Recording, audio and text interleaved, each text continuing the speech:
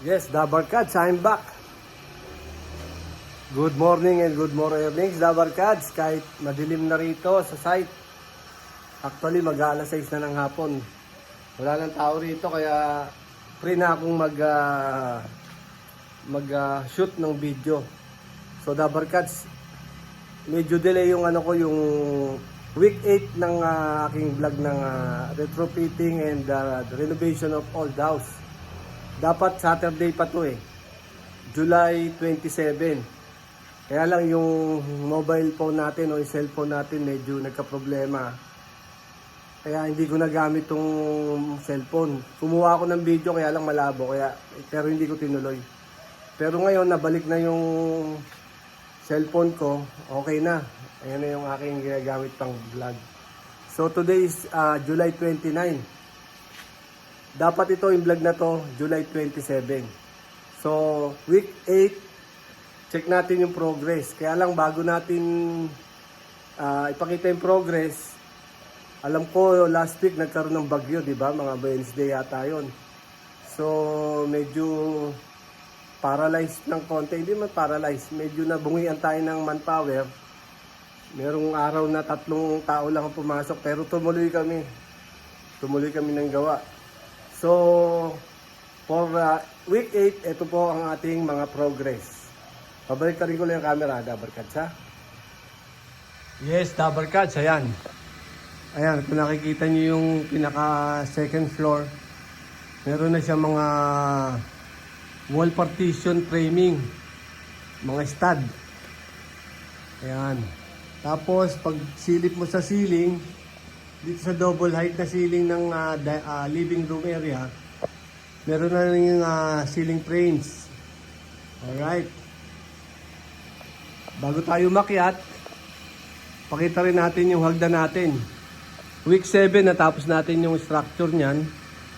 Tapos ngayong week 8, tinira na natin yung mid landing. Tapos merong isa pang mid landing dito. Tapos merong 1, 2, 3, 4 steps bago mag ground floor. Okay? So natapos na yan. Wrap. Yan na yung wrap ng ating staircase structure. Finishing na lang ang kulang niyan. Tapos kung makikita nyo rin dito, ito last week natapos namin yan. Yung ceiling ng dining. Pero yung cove light, lalagyan ng cove light, hindi pa namin natapos. Ngayong linggo namin tatapusin yan. Okay. Tapos, ito yung isa pang progress sa achievement natin.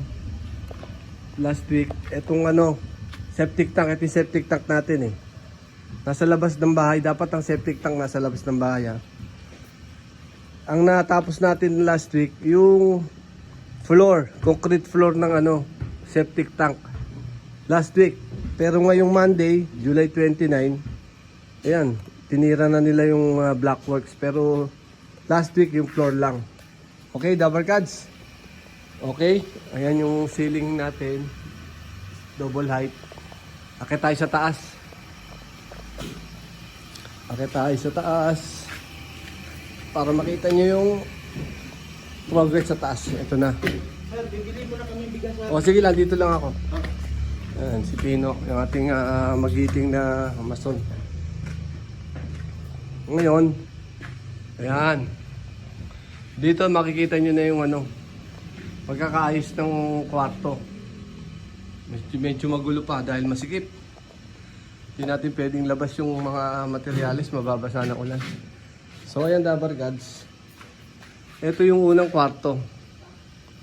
Tapos, ang pinto niyan dyan. Tapos, ito yung pangalang kwarto. Ang pinto niyan, dito. Okay? Pasok mo. Dito yung wall partition. May wall partition, wall partition.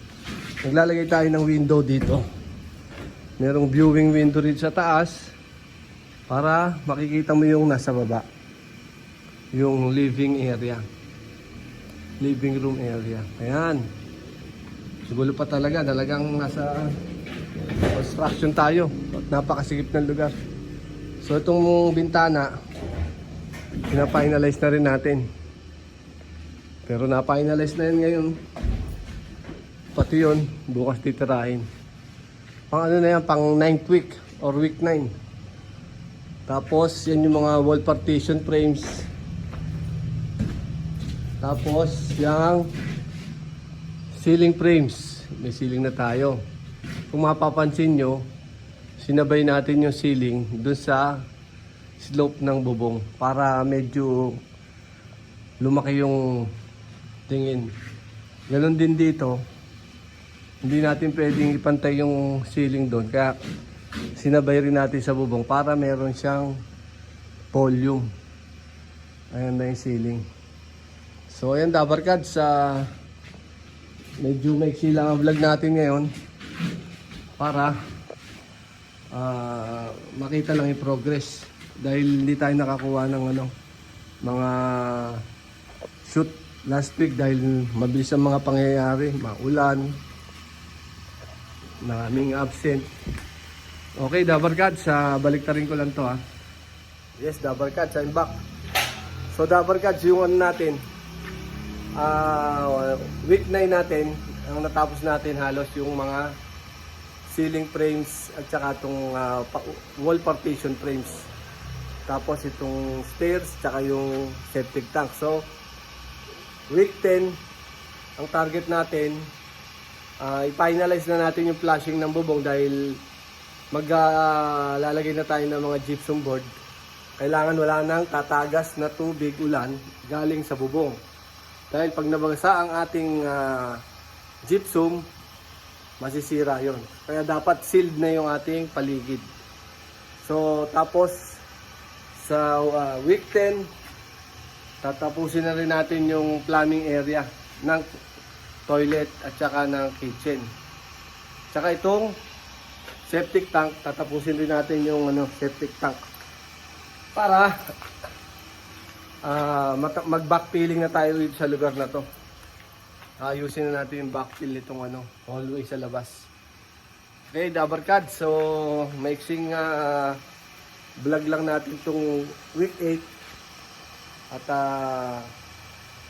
see you next week para sa ating ng ating vlog na retrofitting and renovation of old house. Dabarkads, maraming salamat. See you next time.